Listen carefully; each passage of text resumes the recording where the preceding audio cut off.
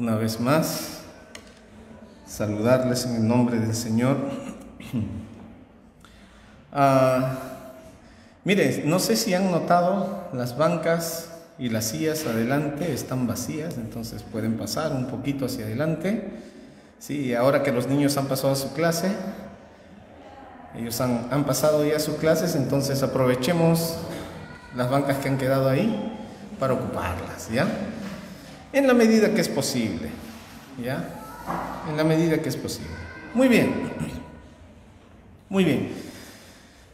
Hemos estado viendo, si vamos a la diapositiva número 5, por favor, la número 5, hemos estado viendo, ¿sí? Bien, acerca de los distintivos bautistas, ¿no? Los distintivos bautistas no son inventos de nuestra denominación, sino son principios bíblicos, salen de las Escrituras, eran creencias y prácticas que ellos tenían y se les identificaba por esto, Entonces, no es que ellos dijeron, no, ya, nosotros creemos esto, sino los enemigos, los de fuera, los miraban y decían, ellos tienen esta práctica. Por ejemplo, cuando los católicos miraban, de aquel entonces, miraban a los bautistas, entonces decían, ellos creen en la Biblia nada más. Era más como un insulto, porque nosotros tenemos algo más rico, decían, ¿no? Tenemos la tradición, tenemos el magisterio que se encarga de interpretar las Escrituras de tal manera que no caigamos en error, decían, ¿no?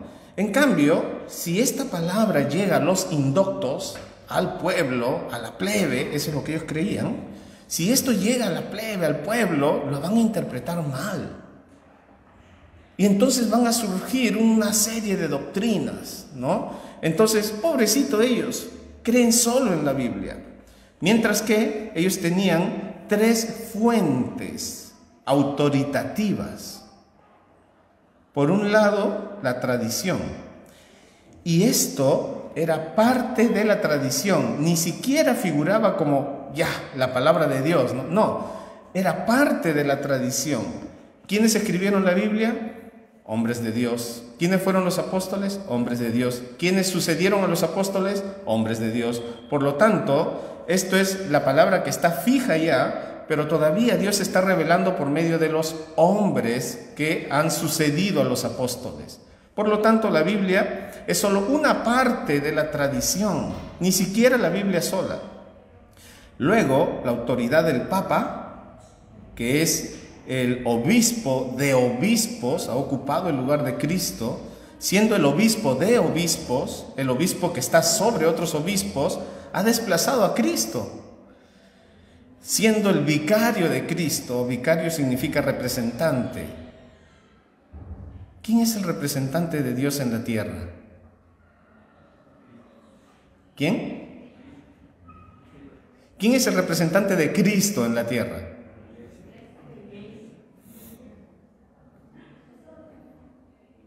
Ya. El Espíritu Santo. El Espíritu Santo es el vicario de Cristo. Él está trabajando ahora en nombre de Cristo aquí en la tierra. Entonces, cuando usted escuche el vicario de Cristo y vea la imagen del Papa, usted tiene que pensar, ¡qué terrible! Está usurpando el lugar de el Espíritu Santo, ¿no? Y esta es la segunda fuente autoritativa, que todavía, dicen ellos, está sujeto a errores, todavía se puede equivocar, solo dice verdad cuando hace ex cátedra, que significa cuando se sienta en el sillón a enseñar doctrina, ¿no? En su cátedra. Entonces ahí sí es inspirado. Pero saliendo de ese sillón, lo que él diga no cuenta como inspirado. Entonces él puede decir ahí sentado, la homosexualidad es mala, y luego se para y dice, los homosexuales también van a entrar en el reino de Dios.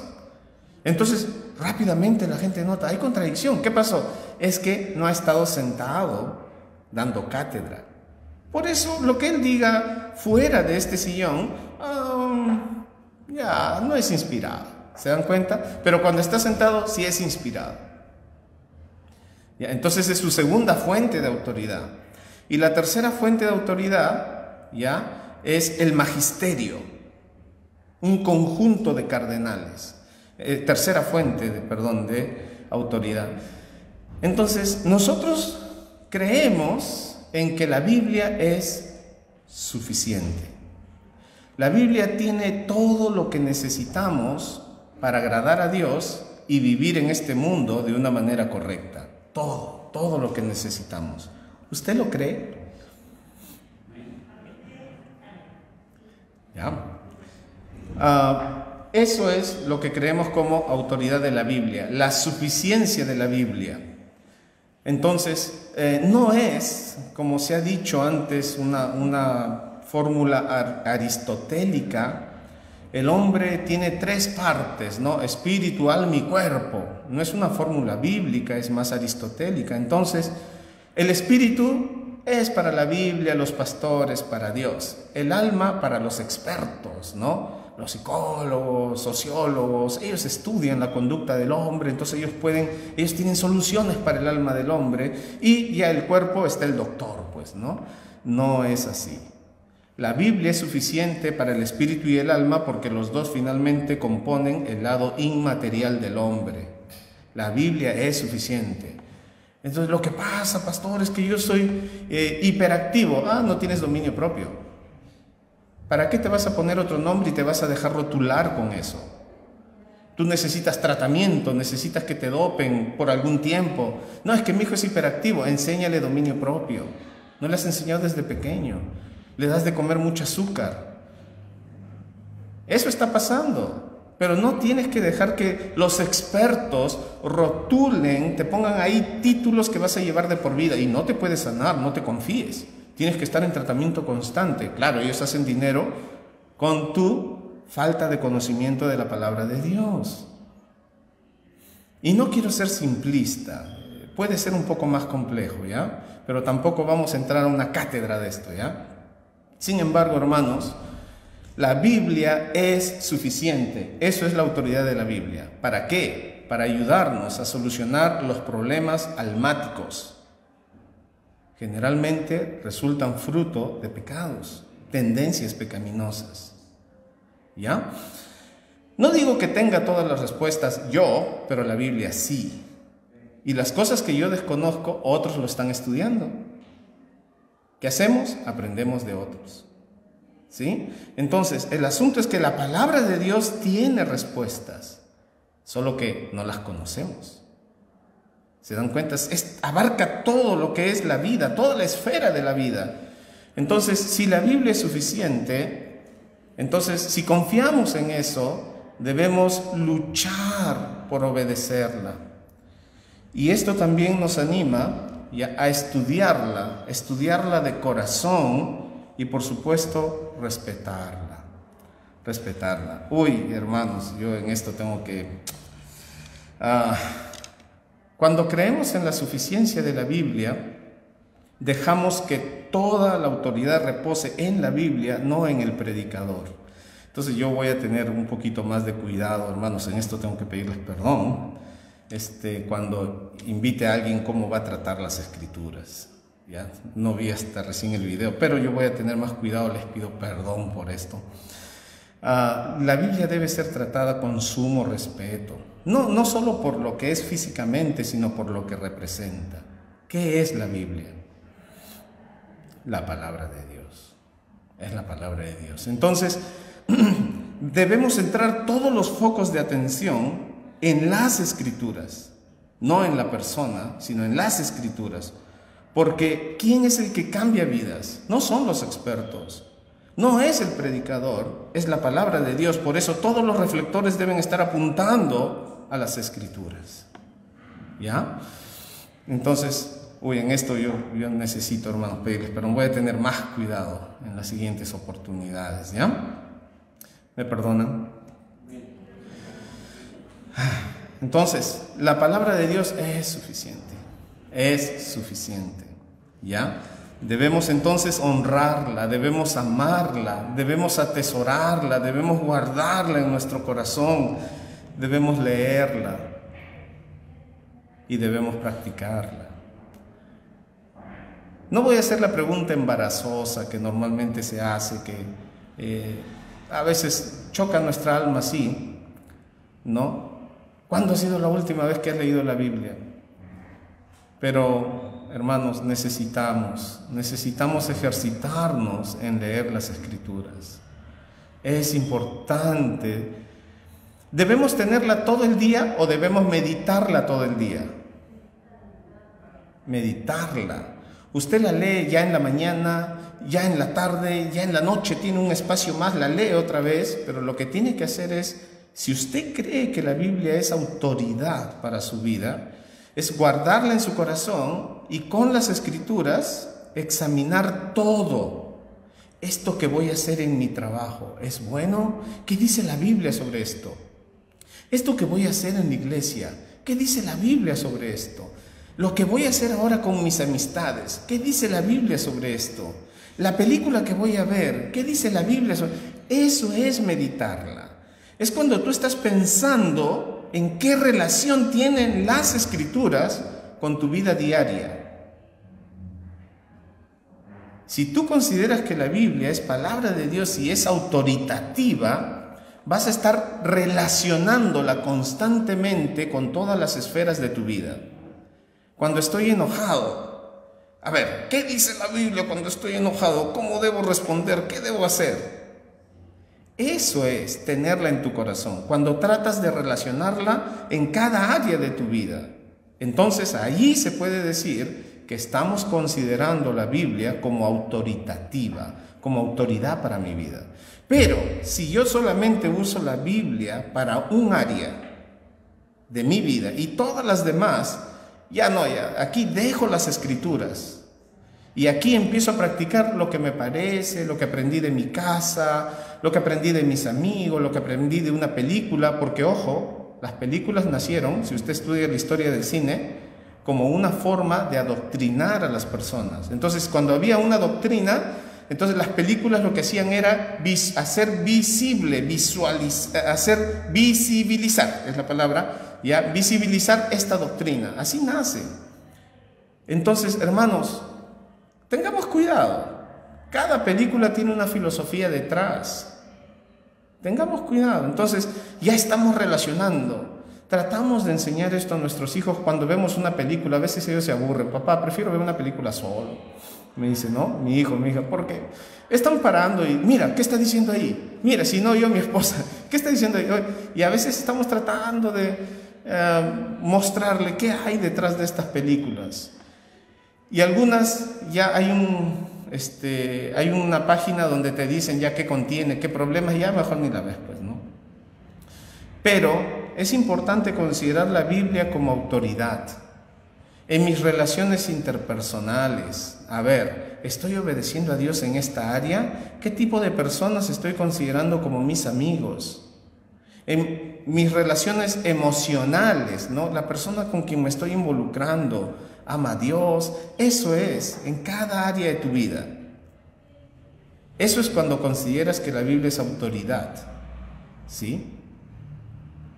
Bien, hablamos de esto la semana pasada, ¿no? Estoy haciendo un poquito de repaso. Lo siguiente que vimos fue la membresía de creyentes. Esto también era algo observado como extraño, ¿no?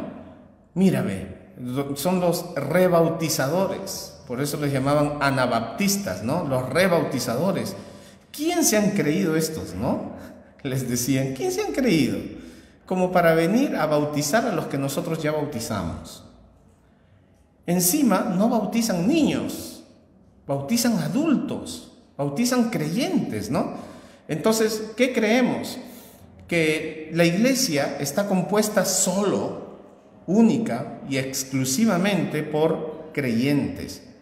De repente Facebook nos bloquea esto también, como ha hecho con otras. Cada día está bloqueando 3, 4 de nuestras publicaciones, ¿no? Cada día llega el anuncio, bloqueado. De repente está también. Miren, la iglesia sí es exclusiva. Pastores, es una palabra que quebranta lo políticamente correcto. No somos políticamente correctos. No estamos interesados en ser políticamente correctos. ¿En qué estamos interesados?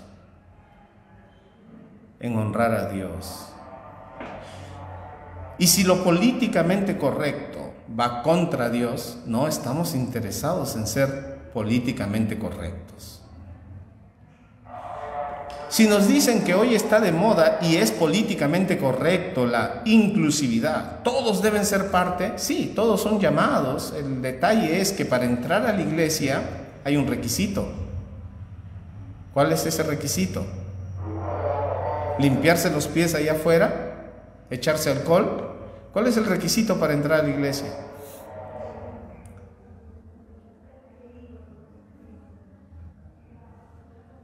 ¿Que te invite el pastor? ¿Te invite algún hermano?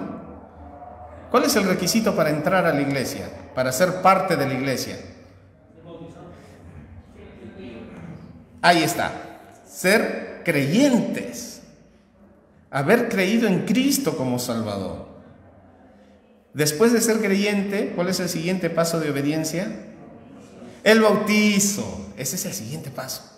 Eso es para ser miembro de la iglesia, el siguiente paso. Pero el primero es, tenemos que ser creyentes, tener a Cristo como Salvador, ¿no? Entonces, allí es donde había una diferencia grande. ¿Por qué? Porque el amilenarismo, o sea, no existe milenio, nos dice que la iglesia va a ir conquistando al mundo, va a ir conquistando al mundo. Entonces, de tal manera que en algún momento el mundo entero va a rendirse ante Dios, ¿no? La Primera y la Segunda Guerra Mundial demostraron que esa doctrina no es correcta. Y no es que seamos pesimistas.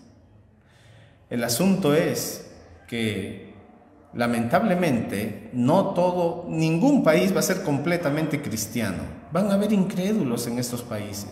Pero al nominar a un país como o con una religión oficial, se comete errores graves. La religión oficial de este país es tal, no voy a decir ya el grupo, ¿no? Ya es tal. Entonces, ¿cuáles son los requisitos para ser parte de ese grupo? Hay que bautizar desde pequeños. Entonces ya se hacen parte de este grupo y parte de la religión oficial. Esto es una doctrina mala que se enseñó ya de muchos siglos atrás. Entonces, esta doctrina con Tomás de Aquino, la ciudad de Dios, donde cada quien, el que quiere ingresar a la ciudad de Dios, tiene que pasar por lo primero, que es el bautismo, desde infantes, desde pequeños. Ellos decían, no funciona así, no funciona así. ¿Qué texto podríamos mostrar? ¿Qué parte de la Biblia nos muestra esto? Hemos visto la semana pasada. Hechos. ¿Dónde nace la iglesia? ¿En qué parte de la Biblia? El día de Pentecostés. ¿Y dónde está? ¿En qué parte de la Biblia? Hechos 2. Hechos 2. Hemos visto esto muchas veces, incluso lo leemos en el tiempo de la Cena del Señor, ¿recuerdan? Bien, vamos mejor, ¿ya? Porque los veo un poco dudosos. Vamos a Hechos 2. Ojo que estoy repasando nomás, ¿ah? Recuerden, los repasos son de media hora para afirmar en nuestra mente. Hechos 2. ¿Recuerdan? Versículo 41 y 42. 41 y 42. Leemos esto cada vez que tenemos la Cena del Señor. Dice, así que los que recibieron su palabra, ¿qué es recibir su palabra? El contexto nos enseña que ha estado hablando de Cristo, ¿no? Cristo, versículo 22, 23, 24, habla de el Evangelio, la muerte, vida, muerte y resurrección, ¿no? El 22 habla de la vida de Cristo, el 23 habla de la muerte de Cristo en la cruz y el 24 habla de la resurrección. Esto es la palabra. Está hablando del Evangelio que ha sido predicado.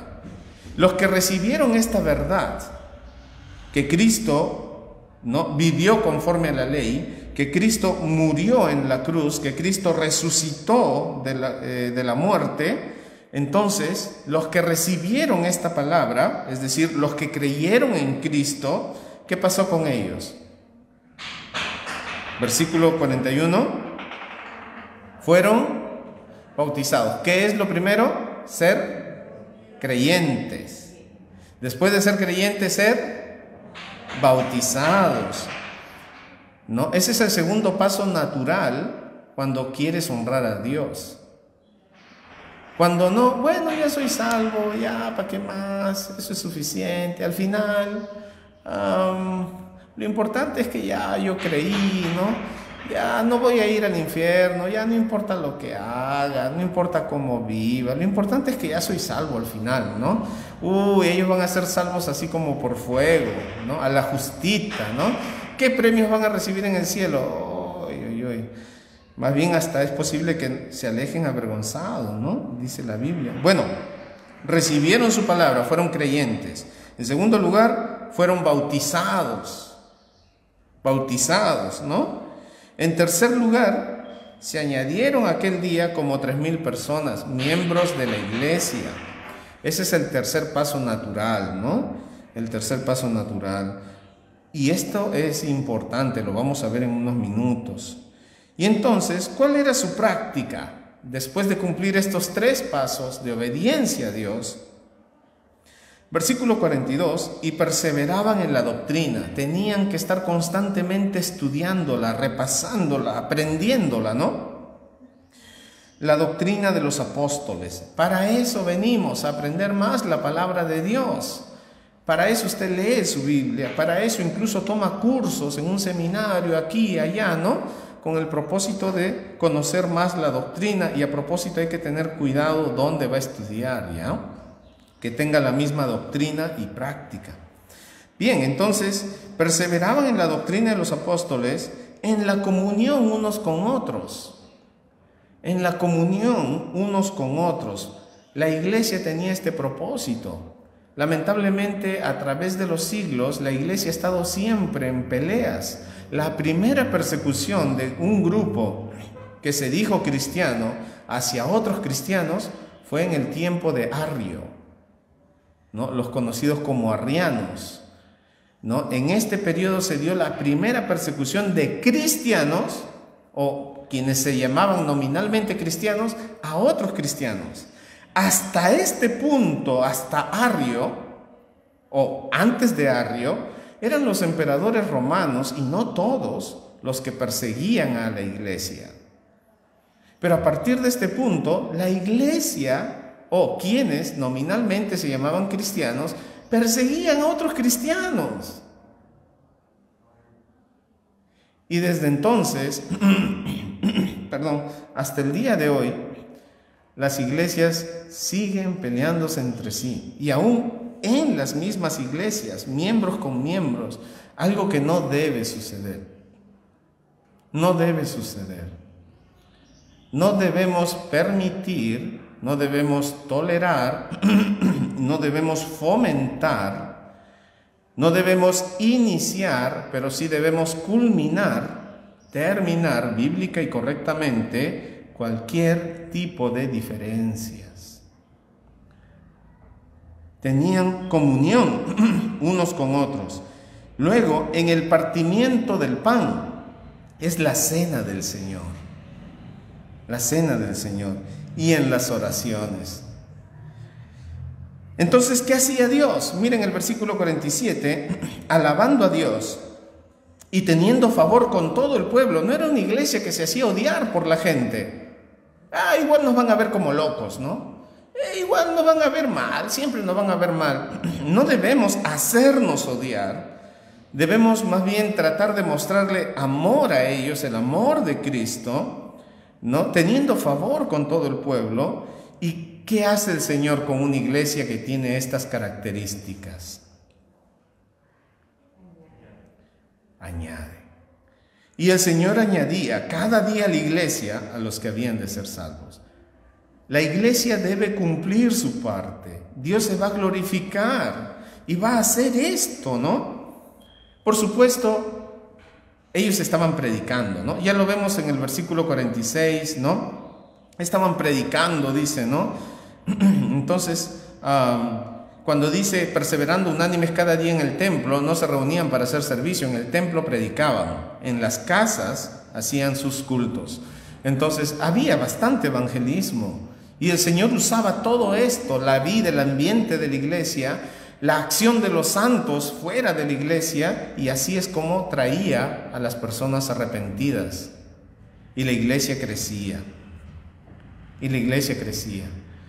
Entonces, hermanos, esto nos muestra cómo es la vida de la iglesia, pero para entrar a la iglesia, la membresía era para creyentes. Creyentes. Entonces, ¿cómo entro a la iglesia? Cuando creo en Cristo como mi Salvador. ¿Ya? Entonces, este es otro distintivo. No cuando eras un bebé y de repente ahí te echaron un poquito de agua, o si hubieras estado en la iglesia ortodoxa, de pequeñito, te meten una especie de depósito, ¿no? Una especie de lavacro con agua y de bebito lo sumergen ahí, ¿no? No, no es la forma, ¿ya? Entonces, ¿qué pensamos? Bueno, según las Escrituras, primero eres creyente, después te bautizas. Y la pregunta del millón, la que casi todos hacen, ¿no? ¿Y qué pasa si me bauticé cuando no era creyente?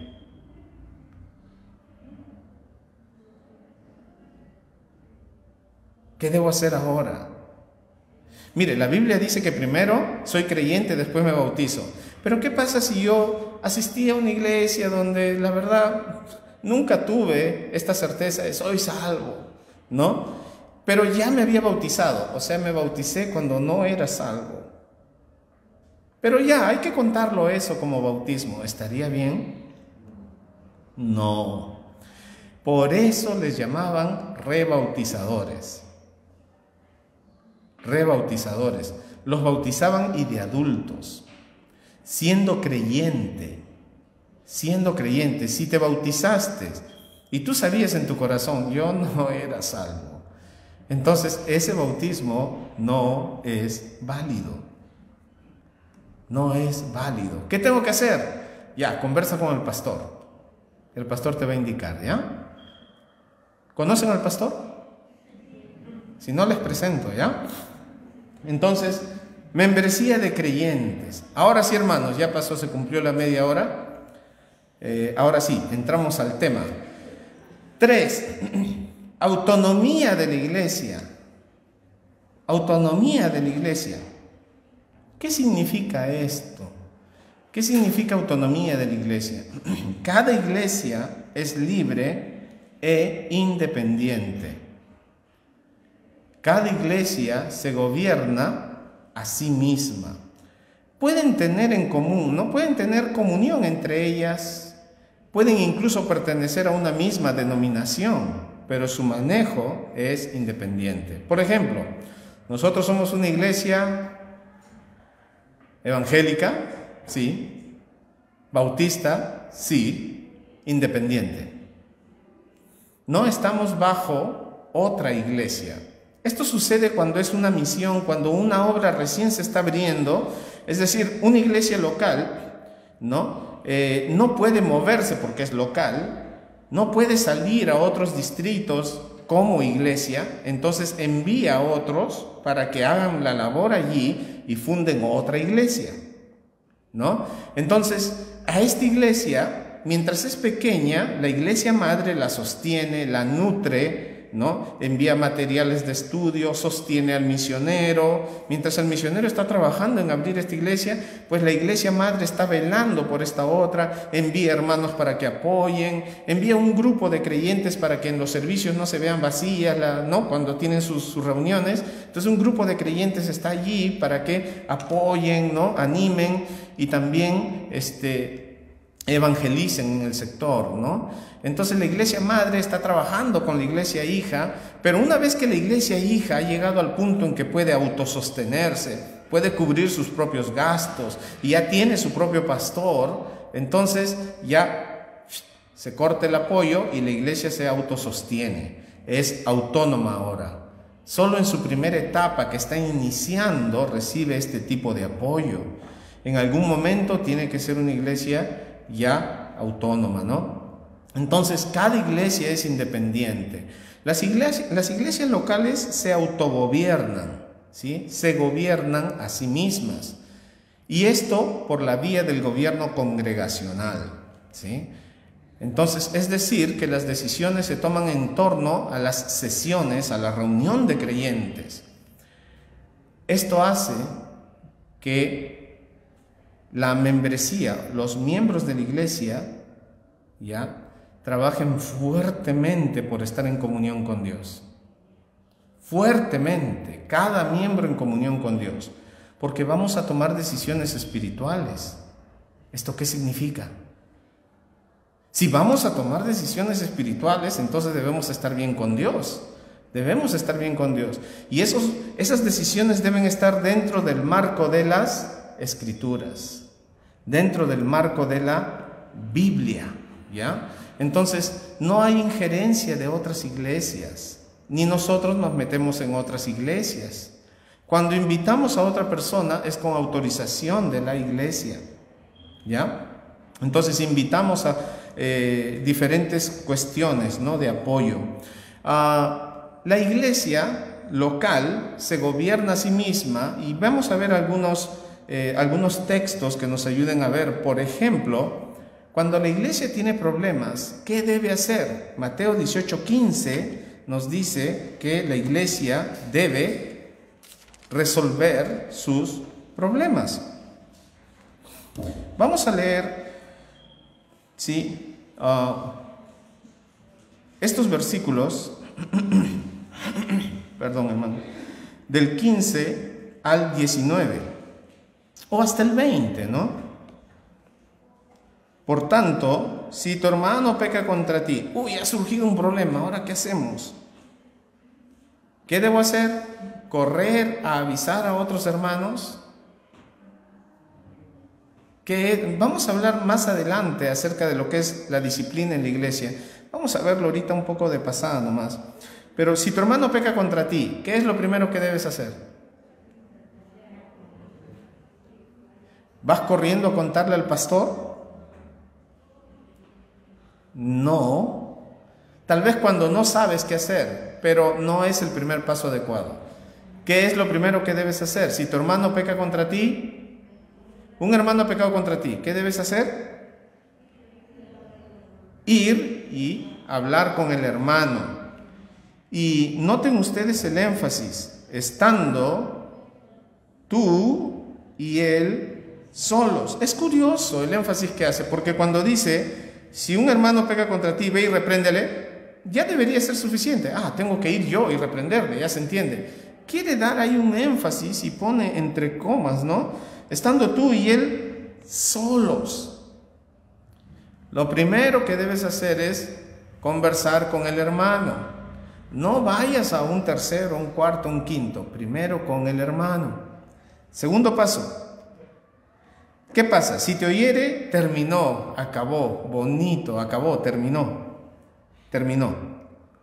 ¿Tienen que enterarse los demás? No. Nadie más debe saberlo. A menos, más adelante vemos, que haya reincidencia. Ahí cambia la cosa. Ya, pero todavía no vamos a tocar eso. Bueno, si se arrepiente, ya, terminó. ¿Cuentas a los demás? No, porque si cuentas a los demás, ¿qué sería? Chisme. No aceptemos chisme. No acepten el chisme. Venga de quien venga. Si el pastor quiere contarles algo de otro hermano y ustedes no tienen nada que ver, el pastor está participando en chisme. Ni del pastor ni de nadie acepten ninguna forma de chisme. Si alguien se acerca, oye, mira, ¿has visto lo que ha hecho tal persona? ¿Qué dices tú? Un momento, no me hagas participar de tu pecado. Perdón. En alguna forma tengo participación yo. ¿Voy a ser parte de la solución? ¿Me permites usar tu nombre para ir y conversar con la persona? No, que mira, eres mi amigo, mi pata del alma, tú sabes, mi corazón, ¿no? Entonces, no tengo a quién contarle, mira, no sé a quién recurrir. Todo esto no debe ser aceptado. Simplemente, si tu hermano pega contra ti, ve tú y él y conversa y arreglen. ¿Ya? Arreglen. ¿Y qué pasa si no se resuelve? Dice aquí, ¿no? Si te oyeres ganado a tu hermano, mas si no te oyere, toma un contigo a uno o dos. Ahora sí, el hecho de que busques a 2 o 3 testigos es muestra de que no ha habido arrepentimiento. No, tú has entendido mal, lo que pasa es que no se justifica y todo por aquí, salidas por allá, enredo por aquí, enredo por allá. Uy, no hay arrepentimiento. ¿Qué se hace? Se busca 2 o 3 testigos. ¿Para qué? Para que en boca de 2 o 3 testigos conste toda la palabra. O sea, wow, estamos viendo, no hay arrepentimiento. Se enojan contra el que le corrige, todas estas cosas pasan, no hay arrepentimiento. Entonces, uy, qué pena, insisten una y otra vez, nada. Entonces, versículo 17, si no los oyere a ellos, ni aun con ellos, ¿cuál es el tercer paso? Dilo a la iglesia. No se lleva a otro, de repente algo fuera de la iglesia, otro. No, es en la iglesia. Dilo a la iglesia. Dilo a la iglesia. Entonces, cuando no hay arrepentimiento, va subiendo, se va perdiendo la privacidad del asunto y se llega al punto de la iglesia. ¿Ya? Y en la iglesia, todos los hermanos, dicen, tienen que llamarle, hermano, arrepiéntete, hermano, lo que estás haciendo no está bien. Hermano, eso no honra a Dios. Hay que arrepentirnos, eso no está bien. Ya está bien, perdóneme, hermano, se ha hecho mal. Pero si no entiende, entonces, ¿cuál es el resultado? Si no oyere a la iglesia, tenle por gentil y publicano, es decir, no creyente. Esto es conocido como dimisión o expulsión. Ahora, ¿nos dice qué pecado es? No nos dice. ¿Eso qué significa? No importa qué pecado sea. Puede ser una mentira, puede ser un chisme, un robo, desfalco, etcétera, etcétera, etcétera. Por eso no menciona qué pecado, solo dice un pecado, cual sea el pecado, porque eso muestra la condición del corazón. ¿Ya? Entonces, de cierto, versículo 18, de cierto os digo que todo lo que atéis en la tierra será atado en el cielo, y todo lo que desatéis en la tierra será desatado en el cielo. Lo que la iglesia diga está bien, entonces Dios dice, estoy de acuerdo con ustedes. Si han procedido bíblicamente, ¿no? Si han dicho 1:1 no funciona, 3:1 no funciona, la iglesia 1 no funciona, no se ha arrepentido, bueno, el hermano está en dimisión, está en expulsión, entonces Dios dice, está bien.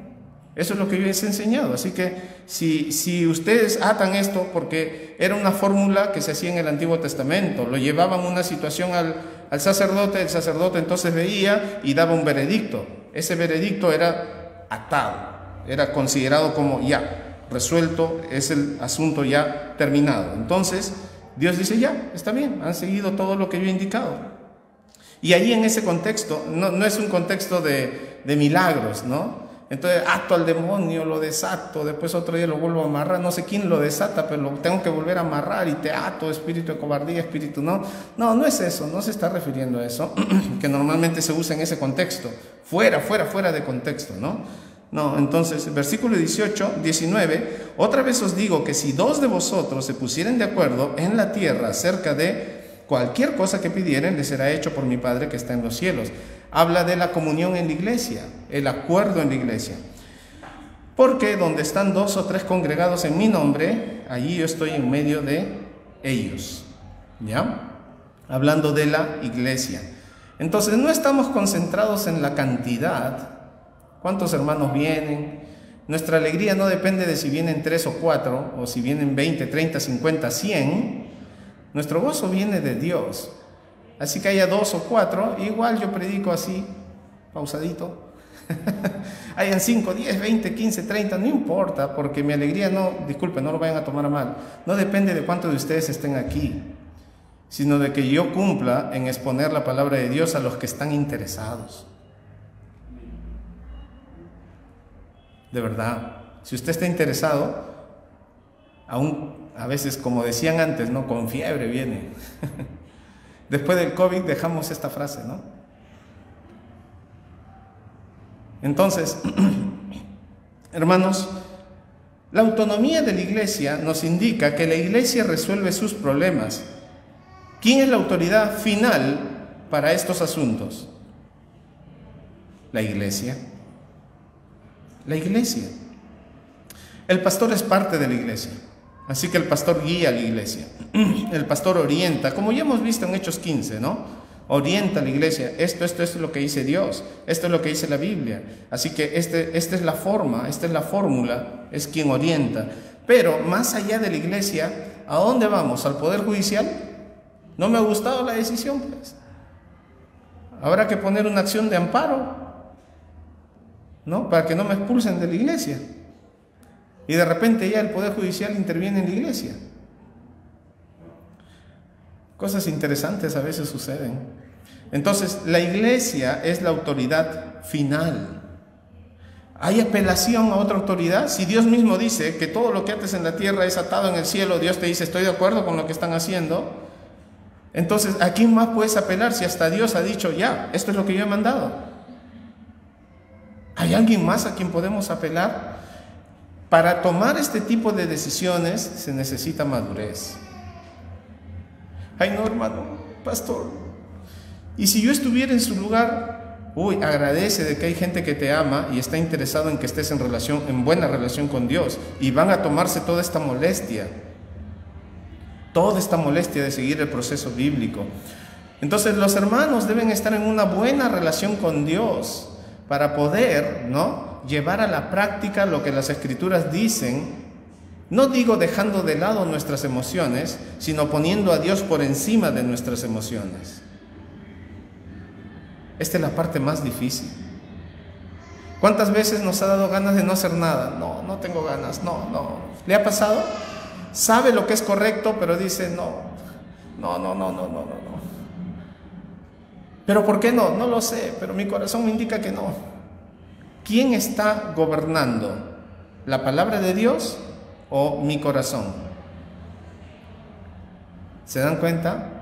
Por decirlo, mis emociones, ¿no? ¿Quién está gobernando? Otra vez volvemos a la primera máxima, la autoridad de las Escrituras. ¿Sí? Bien, entonces, para esto es importante que nosotros estemos en buena relación con Dios para tomar buenas decisiones. ¿Ya? Buenas decisiones. La iglesia resuelve sus propios problemas. En segundo lugar, la iglesia, ¿alguien me está siguiendo? En segundo lugar, la iglesia escoge sus líderes. Vamos a Hechos, capítulo 6. La iglesia escoge sus líderes. Hechos, capítulo 6.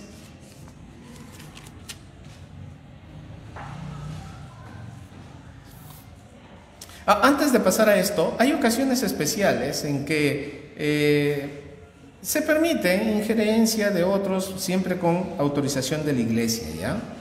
Entonces, cuando hablamos de la iglesia resuelve sus propios problemas, ¿ya? Eso no significa que no se acepta ayuda de afuera. Sí, hay ocasiones en que se conversan y todo se trata con la iglesia, eso, ¿ya? Cuando entremos vamos a tratar este aspecto también más profundamente. Ahora estamos pasando nomás. La iglesia escoge sus líderes. Ahí está, Hechos 6, 1 al 7. Aquí notamos un contexto bien interesante. Había un problema, versículo 1. En aquellos días, como creciera el número de los discípulos, la iglesia está creciendo. Hasta este punto, oficialmente hay cerca de 8,000 miembros, cerca. Estamos contando solo los varones, no se cuentan las mujeres, no se cuentan los adolescentes, incluso niños, ¿no?, que aceptaban a Cristo, pero todavía no eran parte de la membresía, no se contaba a ellos. Pero la iglesia está creciendo de una manera impresionante. ¿Y qué pasa cuando la iglesia crece? Aparecen los problemas. No nos asustemos con los problemas, son parte de la vida cristiana.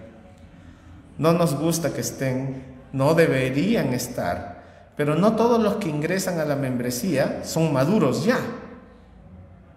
Entonces, con el tiempo van creciendo, ¿no? Van aprendiendo, van conociendo más, ¿no? Se espera que ya lleguen maduros, pero están en crecimiento, ¿no? En aquellos días, como creciera el número de los discípulos, ¿qué hubo? Murmuración. Hubo murmuración. Un grupo de creyentes contra otro grupo de creyentes. Los griegos contra los hebreos. Los griegos eran judíos nacidos fuera de Israel. Entonces se les decía como una chapa, un insulto, los griegos. Eran los israelitas de la dispersión. Israelitas, hijos de padres israelitas, pero nacieron fuera de Israel. Por lo tanto decían los dispersos, ¿no? Los griegos. Los griegos, ¿ya? Y los hebreos eran los mismos israelitas nacidos en Israel. Entonces ya había problemitas, mira. Como antes había, hoy no hay, ¿no? Pero antes había los norteños con los sureños, los costeños contra los de la sierra, ¿no? Habían estas cosas, ¿no? Como bromas, burlas, ¿no? Ya todos somos mestizos. Todos somos mestizos, así que, ¿no? Nuestros padres son de diferentes lugares, ya esto no. Pero aquí había algo bien marcado, ¿no? Los que nacieron en Israel estaban haciendo favoritismo, ¿no? Las viudas de los hebreos estaban siendo bien atendidas. Tú eres, ¿verdad? Tú has sido la mamita de mi pata, ¿no? Uy, qué pena, ¿no? Uy, era mi amigo, toma, y le daban más. Y, bueno, el promedio, ya, toma. Y esto estaban notando, pues. Algo así debe haber en la iglesia. Si eres mi amigo, mi causa, mi pata, mi brother, todo para ti. Si no me caes tan bien, un promedio en la iglesia, casi no hablamos, entonces, ¿no? No debe haber este tipo de preferencias. Pero había en la iglesia. Entonces, las viudas de aquellos eran desatendidas en la distribución diaria, mientras que unos eran más atendidos, otras eran desatendidas. ¿Ya? Entonces, ¿qué pasó? No se quedó el asunto ahí. Bueno, son cosillas, hay que pasarlo por alto. No, los 12 convocaron a la multitud, convocaron a la iglesia, ¿no? Convocaron a los discípulos y entonces solucionaron el tema. ¿Cuál fue la solución para este problema? No es justo que nosotros dejemos la palabra de Dios para servir a las mesas. No es nuestra función. Tenemos diferentes funciones, ¿no? Entonces, ¿qué va a pasar? Hay muchas lecciones bonitas en este texto, ¿no? No está bien que nosotros descuidemos, ¿no? No es justo que nosotros dejemos la palabra de Dios para servir a las mesas. No significa que los líderes deban hacer todo. Eso significa que el pastor debe hacer todo. Esto es algo que en la clase de liderazgo y ministerio pastoral se enseña. El pastor que es el pastor orquesta, ¿no? Toca el trombón, lo deja rapidito, de ahí corre, toca el tambor, ¿no? El tambor, después la tarola, después el piano, después el pastor toca todo. Es el pastor de orquesta, ¿no? Y si el pastor no toca aquí o no toca allá, entonces está haciendo mal. No, cada quien tiene su función. Si el pastor sigue la visión de cada hermano, ¿en qué va a terminar? ¿Cuántos creen que los niños son lo más importante en la iglesia? ¿Amén? Amén. ¿Cuántos creen que los jóvenes son lo más importante en la iglesia? Amén. Amén. ¿Cuántos creen que los adultos son el hoy de la iglesia? Amén. Amén. ¿Cuántos creen que la familia es lo más importante en la iglesia? Amén. Bien, todos son importantes. ¿El pastor va a atender a todos? Para esto, ¿qué hacemos? Hay diferentes líderes, porque el pastor no puede abarcar a todos. Pastor, ahí usted tiene que estar con los niños. No se puede. Para eso hay hermanas, hermanos que pueden trabajar con niños. Pastor, usted tiene que... Mira, no se puede. Para esto se delega. Entonces, ellos notaron algo. Nuestra función es la palabra de Dios. Esta es nuestra función. Y no es justo que la dejemos para hacer otras cosas que no corresponden. Entonces, ¿cuál es la solución? Buscad, pues, hermanos de entre vosotros, a 7 varones de buen testimonio. Aquí surgen un cargo de liderazgo, el diaconado. Tampoco vamos a profundizar, vamos a estudiar esto un poquito más adelante, ahí sí un poquito más a profundidad, cuando veamos requisitos para pastor, requisitos para diácono, ya, porque es parte de la iglesia. Pero por ahora vemos esto: buscad, pues, hermanos de entre vosotros, a 7. ¿De cuántos miembros era la iglesia en este tiempo? Más o menos 8,000 miembros. ¿Cuántos miembros cuántos diáconos por cada miembro? 7 por casi 8,000. Significa más o menos un diácono por cada 1,100, 1,150.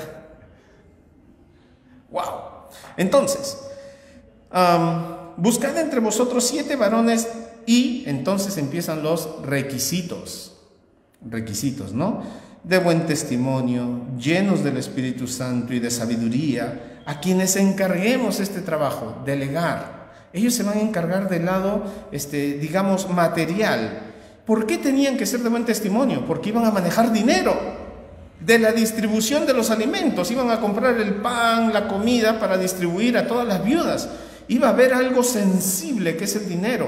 Entonces tenían que ser varones probos, que se iban a encargarse de esta área. Entonces el propósito de los líderes era ayudar a que quienes predican se encarguen de predicar. Era aligerar sus cargas, liberarlo de algunos trabajos para que él pueda hacer el trabajo que le corresponde. Esa era la idea. Entonces nace este cargo. Y enfatiza lo que ha dicho en el versículo 2, lo enfatiza en el versículo 4. Noten el versículo 4. Y nosotros persistiremos en la oración y en el ministerio de la palabra. Lo que ha dicho en el versículo 2. Entonces, van a surgir estos cargos, ¿ya? Para que aligeren la carga del pastor, para que tomen otras áreas en las que el pastor administra, porque eso significa la palabra obispo, ¿no? Episcopo, ¿no? El supervisor, para que siga supervisando. No es que ahora ya tengo mi cargo, entonces esto es independiente, es otra mini iglesia. No, todo es supervisado por el pastor.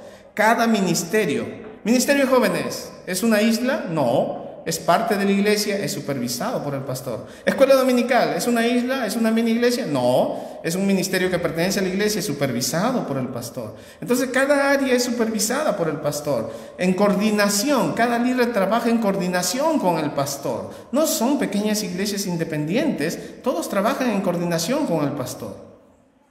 Esa es la idea, ¿no? Entonces agradó la propuesta a la multitud y eligieron, ahí hay 7 varones, ¿no? Esteban, Prócoro, Nicanor, Felipe, ¿no? Entonces ellos eligieron. Hermanos, esto es una responsabilidad muy grande para la iglesia, muy grande. La iglesia va a elegir sus líderes, por lo tanto debe estar en oración. La iglesia debe estar en buena condición espiritual porque va a elegir sus líderes. No se elige por amistad. Hay requisitos. Entonces, igual para el pastor, hay requisitos. No se elige porque mi amigo lo conocí de años. La gente puede cambiar. Requisitos, testimonio, recomendaciones, ¿no? Entonces, ¿qué hicieron? Versículo 6, a los cuales presentaron ante los apóstoles. Miren, estos son los 7 que hemos escogido, ¿no? Y ellos oraron y les impusieron la mano. Imponer la mano es darle autoridad. Darle autoridad. Para esto, ¿no? 1 Timoteo 3:10 dice que sean probados primero. O sea, primero pasan por una aprobación y después una aprobación se le impone las manos, ¿no? Entonces, estos cargos tenían el propósito, ¿no? Dice el versículo 7, y crecía la palabra del Señor. ¿Quién se encargaba de predicar la palabra del Señor? Hemos visto en el versículo 2, hemos visto en el versículo 4. ¿Quiénes? Los encargados de la iglesia. Entonces, ese era el propósito. Entonces, crecía la palabra del Señor y el número de los discípulos se multiplicaba grandemente. Ahí es cuando Dios está obrando. Entonces, hermanos, la iglesia escoge sus líderes. Sería raro, aunque pasa en algunos lugares, por ejemplo, que alguien llegue y diga, bueno, Dios me ha revelado, Dios me ha mandado para que yo sea su pastor. ¿Ustedes qué dirían ante algo así? Disculpe un ratito, vamos a conversar, ¿no? Ya lo lleve y ahí le aclara algunas cosas, ¿no? ¿Por qué? Porque no escogemos así a los pastores. ¿Cómo se escoge al pastor? Los diáconos han pasado por este proceso, ¿no? Hemos tenido conversaciones con ellos. No sé si recuerda, hermano Carlos, ¿no? Hermano César, está de viaje hermano Jacinto. En ese entonces el hermano Juan estaba, ¿no? Entonces conversábamos, tuvimos varios tiempos de conversación y se pregunta sobre las convicciones, se pregunta sobre lo que crees, lo que no crees. Después, recuerdan que hubo una examinación también pública, hasta todos, miembros y no miembros.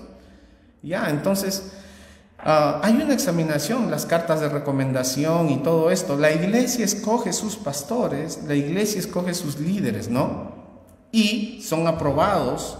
En este caso fueron los diáconos, más adelante vemos que los apóstoles, más adelante vemos que ya no hay apóstoles.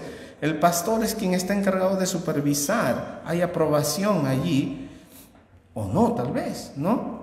Entonces, el propósito de la iglesia al buscar sus líderes es que actuar con más eficacia, resolver problemas. La iglesia escoge sus líderes.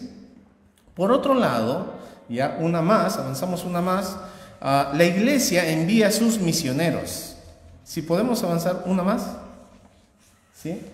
La iglesia envía a sus misioneros. Muy bien, ahí nos quedamos. Entonces, el fervor misionero puede estar en el corazón de alguien, pero tenemos que seguir la fórmula que Dios enseña. Cuando estudiamos, yo recuerdo misiones, las diferentes formas en que se forman las iglesias, es interesante que se considere una forma la división, ¿no? Entonces una iglesia está en pleito, no se puede reconciliar, se fracturan y de aquí salen dos iglesias. Amén, dicen algunos, ¿no? La iglesia se está multiplicando. Esta no es la forma. ¿Cómo se fundan las iglesias? Por división es la menos recomendada, no honra a Dios. Pero ¿cómo se forman? Bueno, la iglesia en Hechos 13 nos enseña cómo es que se forman nuevas iglesias.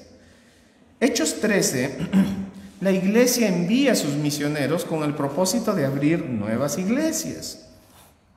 Había entonces en la iglesia que estaba en Antioquía, qué curioso que las misiones empiezan en una iglesia hija y no en la iglesia madre, ¿no? Las misiones hacia lo último de la tierra, de aquel entonces conocido, no salen de Jerusalén, sino salen de Antioquía, una iglesia hija. Bueno, había entonces en la iglesia que estaba en Antioquía profetas y maestros. Y ahí los nombra: Bernabé, Simón, el que se llamaba Níger, probablemente su chapa por ser moreno, ¿no? La palabra Níger significa negro. Lucio de Cirene, un griego. Manaén, el que se había criado junto con Herodes, entonces este era más norteño, probablemente damasceno, ¿no? Y Saulo. Entonces habían aquí 5 hombres. ¿Qué estaban haciendo en su iglesia?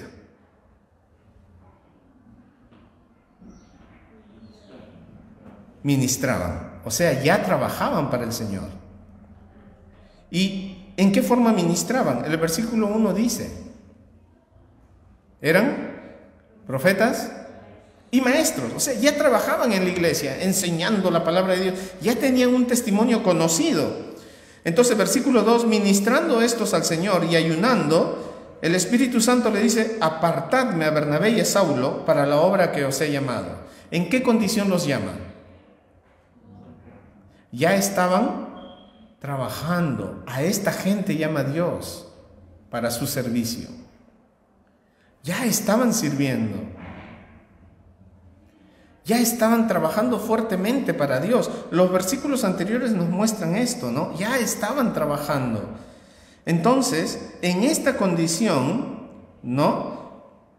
versículo 3, entonces habiendo ayunado y orado, ¿no?, les impusieron las manos y los despidieron. La palabra despedir es liberar, ¿no? ¿Qué significa?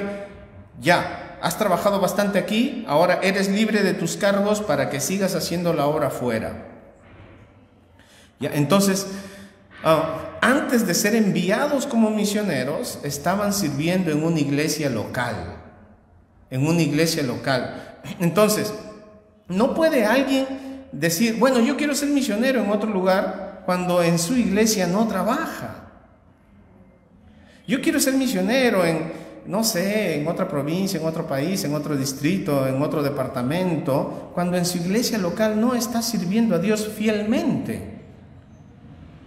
Y no estamos hablando de congregar nada más, estamos hablando de trabajar para Dios. Entonces, tiene que mostrar primero, ¿sí?, su fidelidad a Dios en la iglesia local, un testimonio comprobado. Entonces, eso es un principio que sale de aquí, ¿no? Los misioneros, en segundo lugar, son enviados por la iglesia, no salen solos. Por eso se les pregunta primero, ¿cuál es tu iglesia enviadora? No, nadie me está enviando, nadie te envía, ¿sí? No, entonces no podemos apoyarte porque no sales enviado de una iglesia. Es importante una iglesia que lo ha examinado, a ver cuáles son tus convicciones, ¿sí? ¿Qué piensas de esto, lo otro? Revisar sus convicciones. Ok, vaya entonces. Y una vez que el misionero sale, los misioneros tienen que rendir cuenta a su iglesia local, ¿no?, de qué están haciendo, cómo están haciendo. Entonces, los misioneros ya son enviados por la iglesia, ¿no? Esto, lo despidieron, tiene esta connotación, ¿no? Ellos enviaron al misionero. Ahora, por supuesto, ¿no?, en versículo 4, ellos enviados por el Espíritu Santo, descendieron a Seleucia, y ahí empieza el primer viaje misionero de Pablo. Aquí empieza el primer viaje misionero de Pablo. Pablo ya estaba sirviendo a Dios en su iglesia y por eso es enviado para seguir sirviendo a Dios en otros lugares. No se envía a quien todavía no ha mostrado fidelidad en su iglesia. No, pero lo que pasa es que de repente un joven se animó, quiere ser misionero, pero no asiste a la iglesia, no se le ha visto un servicio comprobado en la iglesia y va a salir a servir en otro lugar, no se puede. ¿Ya? Aquí vemos ya la fórmula. No es solo un corazón misionero, sino es el amor a Dios y su servicio en la iglesia. Entonces, son aprobados por los líderes, esto es lo que se menciona en el versículo 3, habiendo ayunado y orado, les impusieron las manos. Este imponer las manos es darles autoridad, ¿no? Esto significa que son aprobados por los líderes y entonces son enviados. Los misioneros dan cuenta, rinden cuenta a su iglesia local. Entonces vemos rapidito capítulo 14, versículos 26 y 27, ¿no? Terminan todo su viaje. En el capítulo 13 y parte del 14 están viajando por Asia Menor. Entonces dice el versículo 26, de ahí navegaron a Antioquía. ¿Qué iglesia los envió? La iglesia de Antioquía. ¿A qué iglesia están regresando? A la iglesia de Antioquía. Entonces de ahí navegaron a Antioquía, y desde donde habían salido encomendados a la gracia de Dios para la obra que habían cumplido. Y habiendo llegado y reunido a la iglesia, refirieron cuán grandes cosas había hecho Dios con ellos y cómo había abierto la puerta de la fe a los gentiles. Entonces, ¿qué significa esto? Esto significa que ellos regresaban a la iglesia enviadora para dar cuentas de qué había sucedido. Esto se vuelve a repetir más adelante, ¿no? En el capítulo 18 salen a su segundo viaje misionero, ¿no? Salen a su segundo viaje misionero y regresan, versículos 22 y 23, y habiendo arribado a Cesarea, subió para saludar a la iglesia y descendió a Antioquía, la iglesia que envió, y después de estar allí algún tiempo, salió recorriendo por orden y otra vez sale a su tercer viaje misionero. Después de hacer su gira, regresa a la iglesia enviadora. ¿Qué significa esto? Los misioneros tienen que estar rindiendo cuenta a su iglesia local, regresan para dar un informe de qué ha sucedido. Ya, para este viaje, después que regresa, ya no viene a Antioquía, él va a Jerusalén y ahí es apresado. Entonces, al final del tercer viaje, ya no regresa a Antioquía, es apresado. Ya, entonces, notamos que la iglesia está encargada de su misionero. Si el misionero está haciendo buen trabajo o mal trabajo, de repente incluso el misionero ha pecado contra Dios de una manera que está descalificado, la iglesia lo llama para ser restaurado y viendo la situación de repente lo vuelve a enviar o de repente ya no, dependiendo el tipo de descalificación que tenga, ¿no? Entonces la iglesia está encargada de su misionero, de velar por él, de enviarlo, de sostenerlo, pero también de ver cómo está funcionando su vida espiritual, su vida moral, ¿no? Entonces tiene un rango de autoridad para ver cómo está funcionando. Eso no significa que se le fiscaliza profundamente, ¿no? Tiene libertad para accionar, ¿ya? Y último, último, la iglesia es la autoridad final en disciplina. Leemos solo un versículo, 2 Corintios 2:5. 2 Corintios 2:5. Explico rápidamente el contexto. ¿Ya? En el contexto vemos que en la primera carta había gente que se oponía a Pablo. Incluso había bastantes pecados, división, fornicación, idolatría, pleito entre hermanos. Había bastantes problemas en la primera carta y Pablo escribe para ayudarles, ¿no? Para recomendarles, exhortarles, animarles y corregirles. Y el hermano que había pecado, pues se arrepintió. Gloria a Dios por eso, se arrepintió. Entonces Pablo recomienda aquí en los versículos 5 al 11, 2 Corintios capítulo 2, versículos 5 al 11, ¿no? Parece que el hermano, cuando vio la disciplina, el peligro al que estaba afrontando, empezó una lucha contra Pablo. Entonces dice el versículo 5, pero si alguno me ha causado tristeza, no me la ha causado a mí solo, sino en cierto modo, por no exagerar, a todos vosotros, a la iglesia. Le basta a tal persona esta reprensión hecha por muchos. Así que, al contrario, vosotros más bien debéis perdonarle y consolarle para que no sea consumido de demasiada tristeza. El requisito aquí, la clave, es el arrepentimiento. Una vez que hay arrepentimiento, Pablo dice, hay que perdonarle, más bien hay que consolarle. La falta de arrepentimiento hace que todavía no haya esto. ¿No?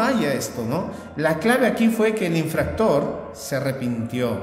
Entonces, por lo cual, dice el versículo 8, os ruego que confirméis el amor para con él, porque también para este fin os escribí, para tener la prueba de si vosotros sois obedientes en todo.